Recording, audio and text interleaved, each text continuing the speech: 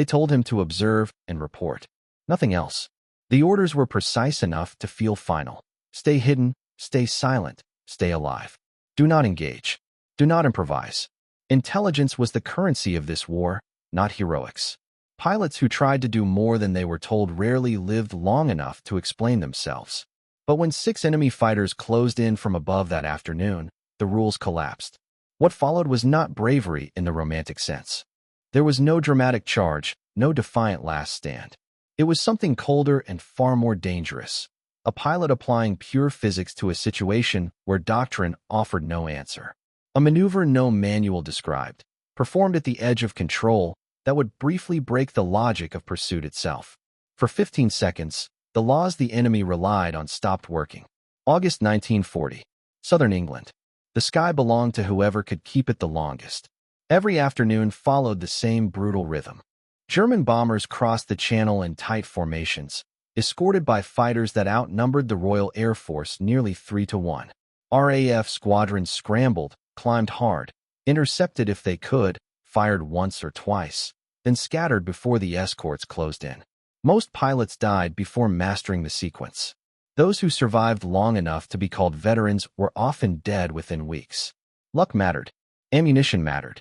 But inside the cramped cockpit of a Spitfire or Hurricane, one variable mattered more than all others. Energy.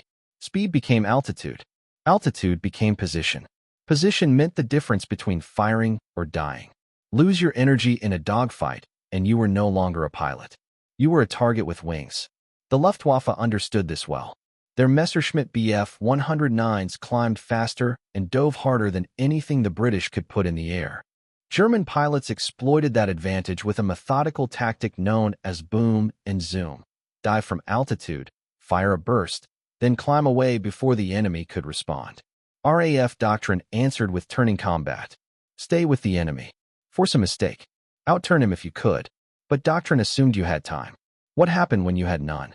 What happened when 6 fighters had already committed to the kill and you were alone, low, and slow? For most pilots, the answer was a shallow grave in Kent or a silent disappearance into the channel. But one man found a different answer. His name was Witold Urbanowicz. He did not fly like the others. 30 years old, a former instructor, a Polish exile who had crossed half of Europe with nothing but his logbooks and borrowed clothing, he arrived in England with more combat experience than many RAF squadron leaders, and an understanding that experience alone did not guarantee survival. He had watched his country vanish in 5 weeks under the weight of 2 invasions. He had flown until his squadron ran out of fuel, then walked through forests and across borders to keep flying. Combat hours had taught him one hard truth. The enemy adapted faster than rulebooks. The Royal Air Force grouped Polish pilots into their own squadrons, partly out of respect, partly out of necessity. Language barriers and unfamiliar radio procedures made integration difficult. So the Poles flew together under British command, in British aircraft, with one unspoken understanding. They had nothing left to lose. That made them dangerous in ways the Luftwaffe did not anticipate. Urbanowicz joined No. 303 Squadron in late July, just as skirmishes over the Channel hardened into what would later be called the Battle of Britain. Within days, he was made a flight commander, not for rank or seniority, but because he understood something fundamental about air combat. The rules were not laws. They were suggestions written by men who had never been outnumbered 6-1 with no altitude, no speed, and no escape. Before the war, Urbanowicz had been a meticulous student of flight physics. He earned his wings in 1932 at the Polish Air Force Academy at Dublin, where training emphasized aerobatics, precision, and coordinated control. Instructors drilled into cadets the importance of harmony, stick and rudder working together to keep airflow smooth and predictable. Skids and slips were mistakes. Uncoordinated flight was something to correct, not explore. Urbanowicz disagreed.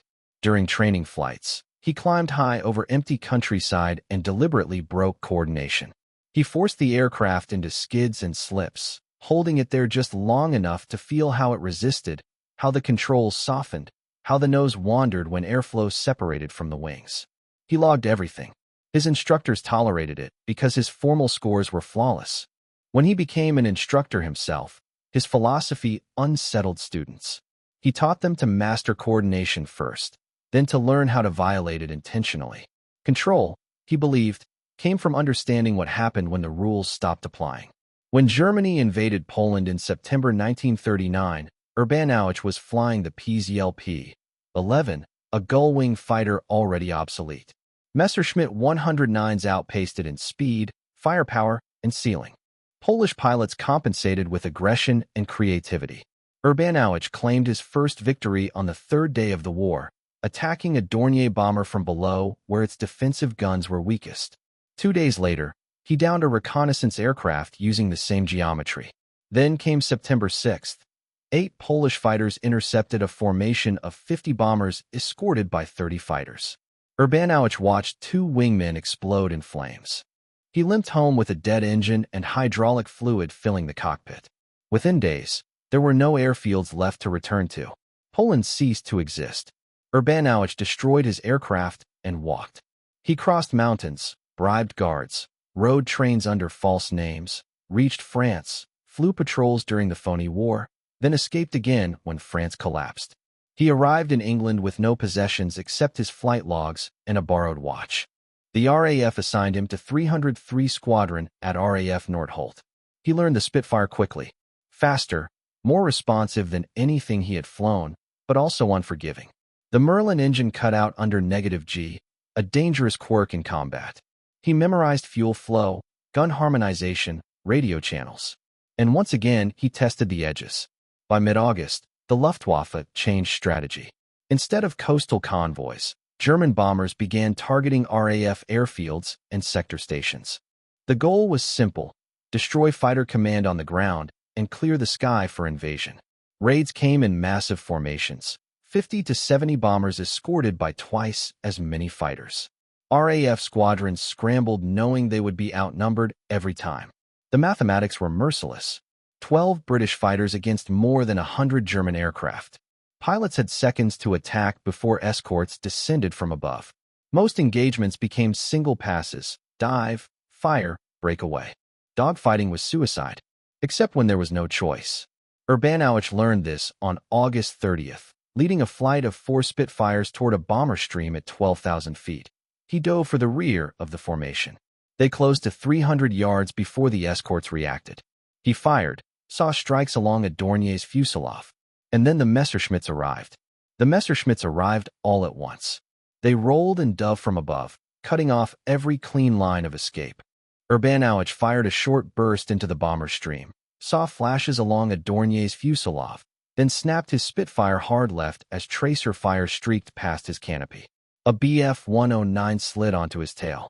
Urbanowicz pushed the throttle forward and dove, trading altitude for speed, but the German followed effortlessly. Another fighter crossed ahead of his nose. Then 2 more dropped in from above. Within seconds, he was boxed in. The textbook response was a hard break into a turning fight. At lower speeds, a Spitfire could outturn a 109, but he had already spent his energy. A tight turn would bleed off what little speed remained and leave him hanging in the sky. Climbing was impossible. The Germans owned the altitude. Running straight meant presenting a perfect firing solution to the fighter on his tail. There was no good option. Conventional tactics assumed space to maneuver, time to react, altitude to trade. Urbanowicz had none of those. He was a slow aircraft inside a shrinking cage with 6 sets of guns pointed inward. So he did something the Luftwaffe pilots did not anticipate. He abandoned coordinated flight entirely. The maneuver had no name. He had never used it in combat. He had only explored it at altitude, alone over empty countryside, out of curiosity, testing what happened when an aircraft was commanded to do 2 contradictory things at once. A Spitfire, like any airplane, wants harmony. Stick and rudder are meant to agree. In a normal turn, the pilot banks with the stick and adds rudder to keep the nose tracking smoothly. If you add too much rudder, the nose skids outward. If you apply opposite rudder while banking, the aircraft slips sideways, nose pointed one way, flight path going another. Slips were used to lose altitude on landing approaches. They were never used in combat. They were slow, mushy, unstable. But Urbanowicz had discovered something else. If you induced a slip violently enough, right at the edge of a stall, the aircraft behaved unpredictably. Instead of rolling or spinning, it snapped laterally, yaw and roll coupling into a near-instantaneous reversal of heading with almost no forward travel. To an observer, it looked as if the aircraft simply vanished from its projected path and reappeared pointed somewhere else. The risks were extreme. Too slow, and the aircraft would fully stall and spin. Too fast, and the G-loads could tear the wings off. Mistime the rudder by half a second, and the Spitfire would tumble inverted. It was not a maneuver. It was a physics accident waiting to happen. But desperation was all Urbanowicz had. Later, he would say he never consciously chose it. His hands moved before his mind finished calculating the danger. He pulled the stick hard left, banking into what looked like a conventional turn. Then he slammed the right rudder pedal to the floor. The Spitfire shuddered. The controls went soft. The horizon snapped sideways. In a fraction of a second, the aircraft rotated violently, the nose swapping ends as it slipped laterally through the air. The German fighters fired into the space where he should have been. Their rounds passed through nothing. By the time they corrected, Urbanowicz was no longer ahead of them. He had slipped perpendicular to his original path, rolled wings level, and dropped into a dive. The entire sequence took less than 3 seconds. The Messerschmitts broke formation in confusion. One overshot and climbed away. Another snapped the opposite direction and overshot again. The remaining 4 scattered, unable to reacquire a target that had violated every predictive model they relied on. Urbanowicz leveled out 50 feet above the ground and hedgehopped southeast toward Nordholt. His fuel was low.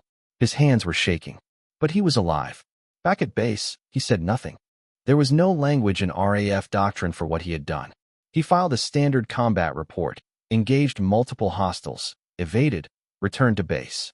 The intelligence officer noted his survival against 6 attackers and attributed it to aggressive flying and luck. Urbanowicz did not correct him. September brought the heaviest fighting of the Battle of Britain. Raids came daily, sometimes twice a day. Pilots flew until exhaustion blurred judgment. Ground crews worked through the night patching bullet holes and replacing engines. 303 squadron lost pilots, almost weekly. Urbanowicz was promoted to acting squadron leader. He flew nearly every sortie, leading formations into odds that would have seemed impossible weeks earlier. Each engagement refined the maneuver. Airspeed mattered.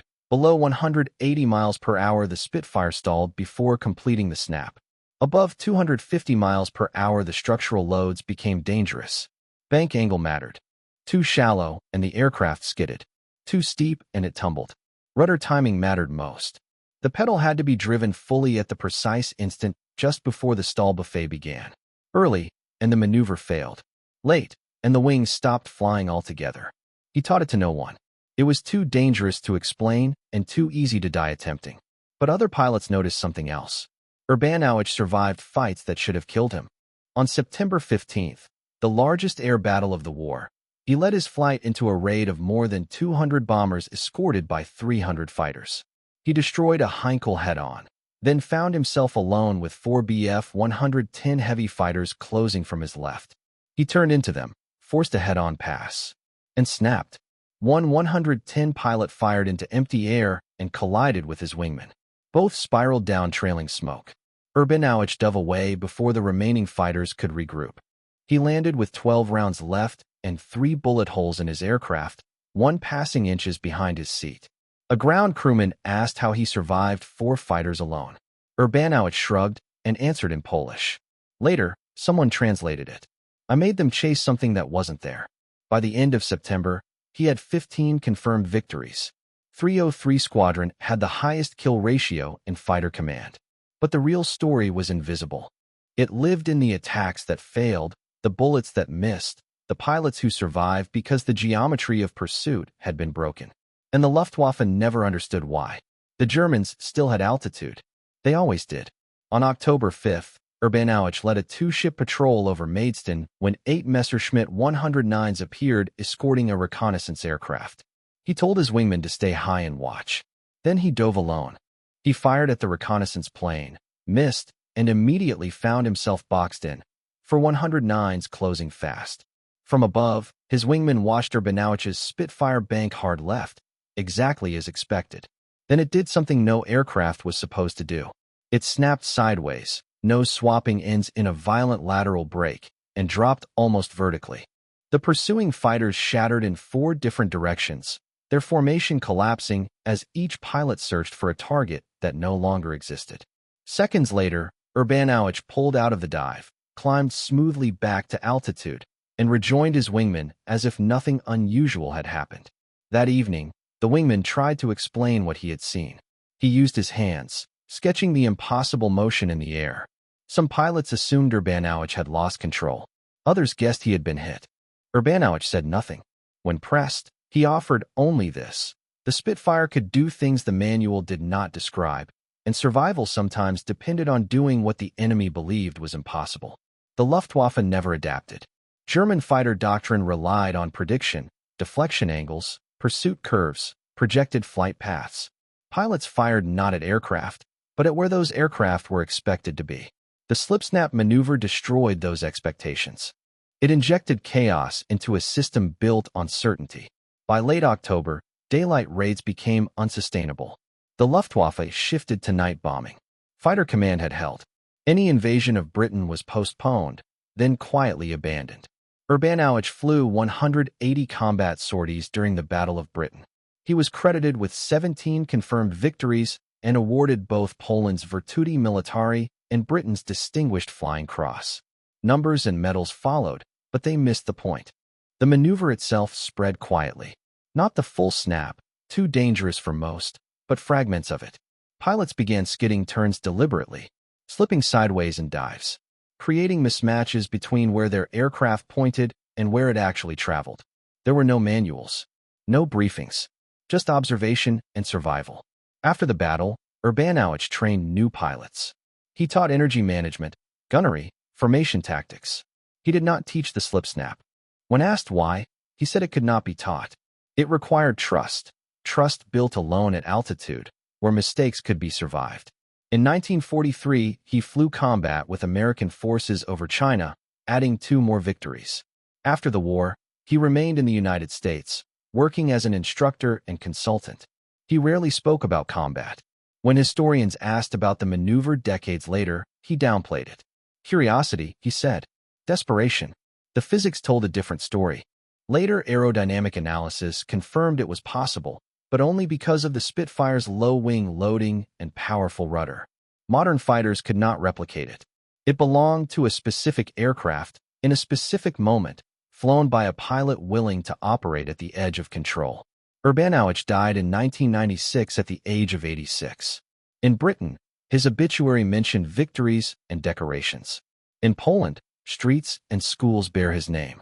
Veterans of 303 Squadron remembered him differently. Precise, they said, not reckless. He flew as if he had already solved the fight before it began. The slip-snap maneuver never entered doctrine. It exists only in fragments, after-action notes, pilot recollections, moments where enemy aircraft simply lost their target. But its lesson endures. Wars are won by institutions, logistics, and strategy. They are survived by individuals facing problems no institution predicted. Sometimes the solution is not in the manual. Sometimes it lives at the edge of control. And when 6 fighters close in with no room to turn and no time to think, survival belongs to the pilot who understands not just how an aircraft flies, but how it breaks.